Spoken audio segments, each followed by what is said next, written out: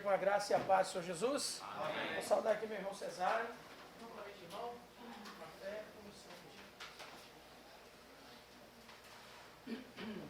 representando os irmãos e irmãs que não pude saudá-los assim pessoalmente. A nossa escola sagrada tem avançado. Estamos na última semana de vida do Senhor Jesus e a última semana do seu ministério. E ele agora tem sido confrontado com algumas perguntas capciosas dos doutores, dos sábios, dos anciãos, dos líderes. Eles agora estão formando vários conluios para querer desacreditar Jesus, fazer com que as pessoas percam a confiança em Cristo e na sua doutrina.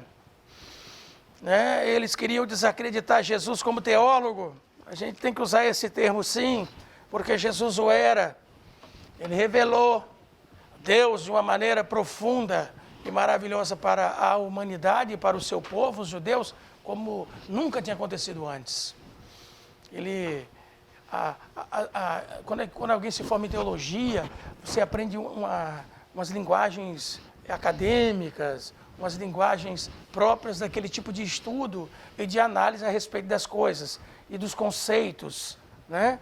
Então hoje nós vamos até ouvir falar de uma palavra aqui que eles usam muito em filosofia, sociologia, até na história, axioma, né? O que é axioma? É uma coisa que tem que ser isso, daquele jeito mesmo. Então era mais fácil dizer, não, é desse jeito que tem que ser e pronto, é dessa maneira.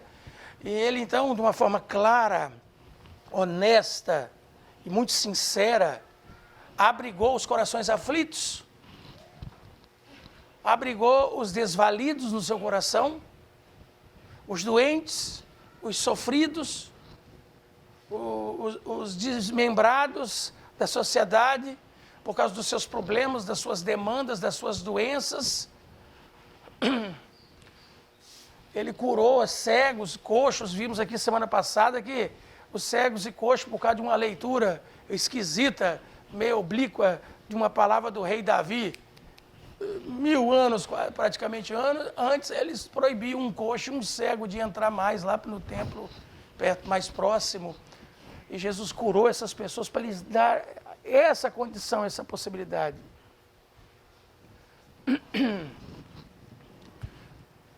Essa semana, vou abrir um parênteses aqui, essa semana passada eu assisti um filme, não consegui decorar o nome do filme, mas eu já assisti o primeiro filme da história desse moço. É um campeão olímpico americano, mas que ele foi para a Segunda Guerra Mundial.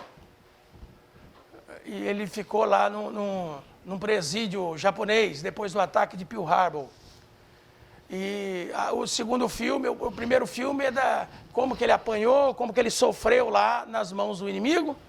E o segundo filme, ele voltando para os Estados Unidos, lidando com aquele trauma dele. Ele via o carcereiro que batia nele, que fazia ele sofrer o tempo todo. E no filme anterior, o cara dizia, não olhe para mim, não olhe para mim, e batia nele com a vara de bambu. E no segundo filme, dizia, olhe para mim, olhe para mim. E ele tentou tudo quanto é tipo de tratamento e não dava conta. Até que um dia, a esposa dele, muito teimar com ele, foi num culto de avivamento. Alguém já deve ter escutado falar do pastor Billy Graham, que faleceu há tempos atrás aqui. E aí, na segunda ou na terceira vez que ele foi, o pastor falou, você só vai ficar curado. Estava falando para todo mundo, não era só para ele. Se aceitar Jesus para te curar. Foi isso que aconteceu nos tempos de Jesus. Muitas curas, muitas pessoas foram saradas de alma, saradas de consciência, saradas de uma vida indigna e impura, se tornando agora a partir de ter uma vida pura e digna diante de Deus e diante dos homens. Isso só foi possível em Cristo Jesus, pelo poder da palavra de Deus, da persuasão da palavra de Deus, a operação do Espírito Santo de Deus e um convite ao arrependimento. Isso mexia demais com as autoridades e com a demanda que eles tinham com o povo nas festas e tudo que estava lá. É por isso que tantos quantos se apresentaram contra Jesus. Enquanto uma grande multidão ia atrás de Jesus, ouvia Jesus, queria aprender de Jesus, queria estar perto de Jesus, outros tantos não rejeitavam aquilo que ele pregava, aquilo que ele anunciava. Então, na semana passada, nós lemos aqui até o versículo 33, mas eu quero voltar um pouco nesses versos. Nós vimos aqui que os saduceus chegaram perto de Jesus, querendo apertar Jesus, né? O ditado popular lá da região deles é o seguinte: para eles, se Jesus não caísse na frigideira, caia do fogo. Eles têm um ditado popular deles: não cair na frigideira, vai cair no fogo. Com a pergunta capciosa que eles fizeram, contando de um conto, de uma história, acredito eu, baseado em Tobias 3:8, Pacheco leu na Bíblia dele, né, Pacheco, na semana passada, que é uma história de um folclore das lendas judaicas. Paulo chamou de fábulas judaicas, contando uma história de uma mulher que se casou com um moço e morreu, e aí eles tinham que cumprir a lei do levir, do cunhado, e morreram todos 7 maridos dela, e uma serva dela ficou ralhando com ela, perseguindo ela, porque tinha acontecido essa tragédia familiar neste conto do livro de Tobias. E agora esses saduceus que não acreditam em ressurreição, não acreditam em anjo, não acreditam em nada disso, queriam apertar Jesus na sua doutrina. E aí, como é que fica numa história como essa? Uma mulher casou-se com um sujeito, não teve descendentes, e morreu ele, depois o outro irmão, todo mundo foi cumprindo a lei bonitinho, como Moisés mandou. Na ressurreição, como é que vai ser lá? Como é que vai ficar essa situação dessa família na ressurreição dos mortos? Então, através dessa lei, como é que Jesus poderia dar uma resposta ao versículo 28? Alguém para ler para nós 28, 29 e 30, faz favor. Isso, de Mateus 22. Portanto, na ressurreição, de qual dos 7 será a mulher, visto que todos a possuíram? Jesus, porém, respondendo, disse-lhes: errais, não conheceis as Escrituras, nem o poder de Deus, porque na ressurreição nem casam, nem se dão em casamento, mas serão como anjos do céu. Amém. Veja bem, irmãos, só a cultura livresca, só a cultura de livros, só a cultura da leitura da Bíblia Sagrada não resolve as demandas. Tem que ter fé. A fé é o firme fundamento das coisas que se esperam e a prova das que não se veem. A fé é ela que faz a ligação e a ligadura entre a estrutura da vida humana e da sua existência com a natureza. Costumo dizer que a história da humanidade, a história do povo de Deus, a história do povo da Bíblia e os demais povos até o dia de hoje é como um grande mosaico. Quem já reparou o mosaico é uma figura, um desenho feito com várias pedras e inúmeros materiais. De longe você vê ali perfeitinho, mas quanto mais perto você vai chegando, mais próximo dos detalhes, das diferenças do material que está sendo usado você tem ali. Pode ter pedra, pode ter pau, pode ter madeira, pode ter plástico, pode ter vidro, né? Hoje em dia usa muito negócio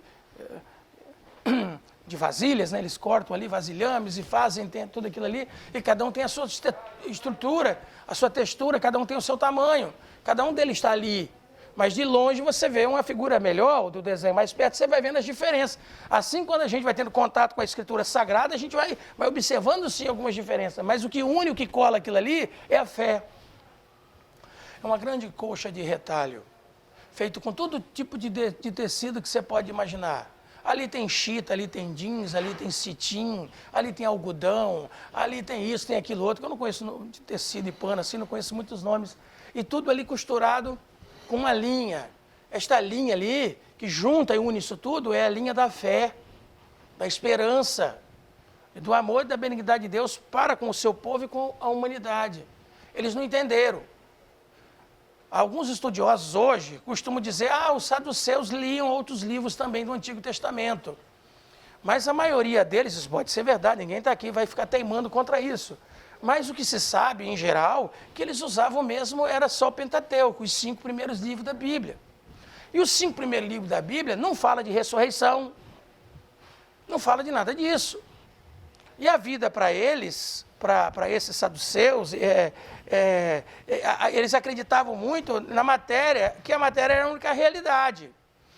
Então, para eles, na vida da ressurreição, bom, se tiver a tal da ressurreição que os fariseus defendem, vão ver como é que esse moço pensa aí, as regras do dia a dia, as regras da vida lá, a condição deve ser as mesmas da condição terrena. E eles estavam equivocados, e Jesus vai mostrar para eles isso aí, entendeu?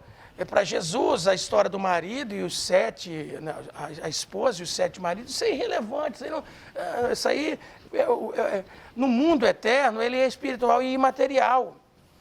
Então, Jesus vai mostrar o seguinte, olha, o casamento é para perpetuação da espécie, dessa condição que temos aqui, num mundo agora de morte e dessa existência nossa aqui. E que é um fator preponderante e importante. E que essa condição é totalmente desnecessária numa existência onde a principal característica é não haver morte. Então, se não vai ter morte, não precisa ter reprodução humana. O Paulo também, em outro lugar, vai tratar desse assunto da morte e da ressurreição, essas coisas todas. Mas então vamos ver aqui, nós lemos o 29, 28, 29, 30, é isso? Então nós vamos ver aqui alguns versículos, para a gente começar a entender o que Jesus diz. Olha, vocês não conhecem a Escritura, nem o poder de Deus. Uma coisa está condicionada à outra. Por não conhecer direito a Escritura como está ali, vocês não conseguem compreender o poder de Deus direito. Porque na ressurreição, nem se casam ou não se dão em casamento, mas serão como os anjos do céu. Jesus tem um conceito a respeito de vida e de fé. E esse conceito nós temos que considerá-lo para entender o que está se passando. Também devemos entender um pouco o que se passa na mente desse saduceu no tempo de Jesus. Como eu disse, no Pentateuco, que são os 5 primeiros livros da Bíblia, não tem nada a respeito de ressurreição. Não tem mesmo. A pessoa olha para a vida, viveu, existiu, morreu, acabou ali. Eles têm uma esperança, uma expectativa de Deus num juízo, mas para aquilo ali eles não estavam reconhecendo muita coisa. Estou dizendo dois saduceus. Fariseus, escribas e outros é diferente. Esses acreditavam na ressurreição, esses acreditavam no mundo vindouro, no juízo e na vida eterna para as pessoas que fizeram coisas boas. Nós estamos falando e tratando aqui dos saduceus. Mas, mesmo depois de Moisés, séculos depois de Moisés, existem algumas percepções da Bíblia a respeito da morte. Então, nós vamos ver aqui alguns versículos. Salmos 88, de 10 a 12. Vamos lá. Salmo 88, de 10 a 12. Isso aqui que nós vamos tratar é o que de imediato assim se tem a respeito da morte, tá? Da morte. Como é que é a condição humana na morte? O salmista vê aí 88, 10 a 12. Quem achar, pode ler, faz favor.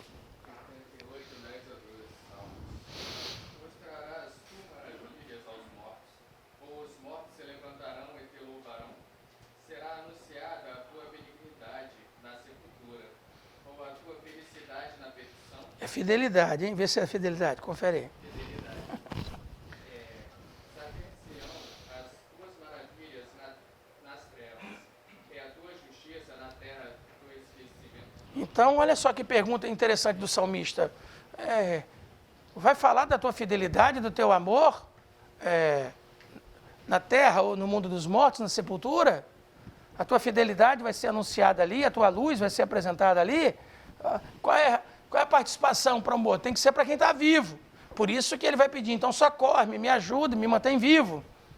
Você vê que os salmos estão sempre falando, me mantém vivo, me livra da morte. Meus inimigos querem me destruir, querem me matar. Então, me livra, porque o salmista entende que eu só posso louvar, adorar a Deus em vida. Capítulo 30 também de Salmos. Nós vamos ficar numa sequência aqui de Salmos, em verso 9. 30, verso 9.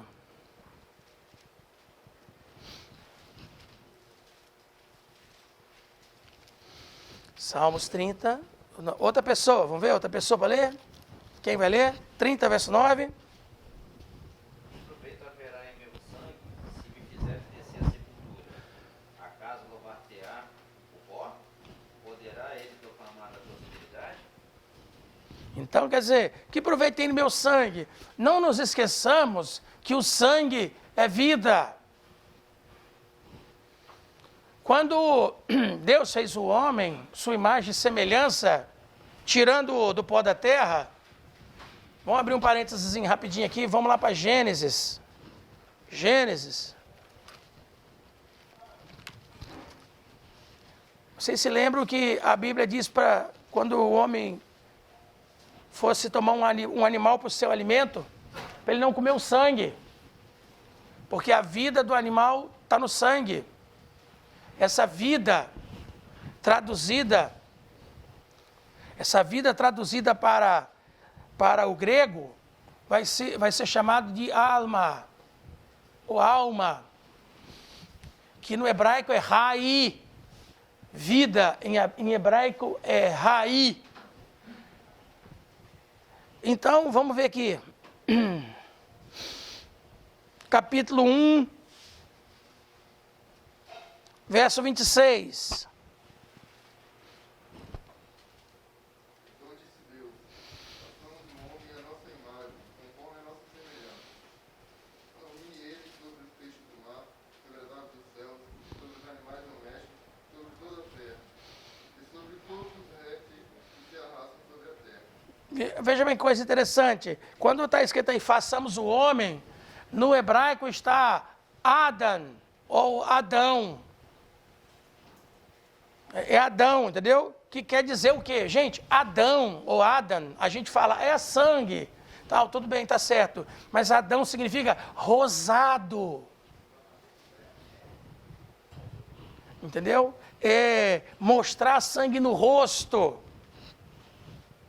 Não é à toa que quando os anglos e os saxões foram dominar a América do Norte, chegavam lá para desbravar aquela região, enfrentavam os índios de lá, os ameríndios, os pele vermelhas, os Cheyennes, os Sioux e os outros.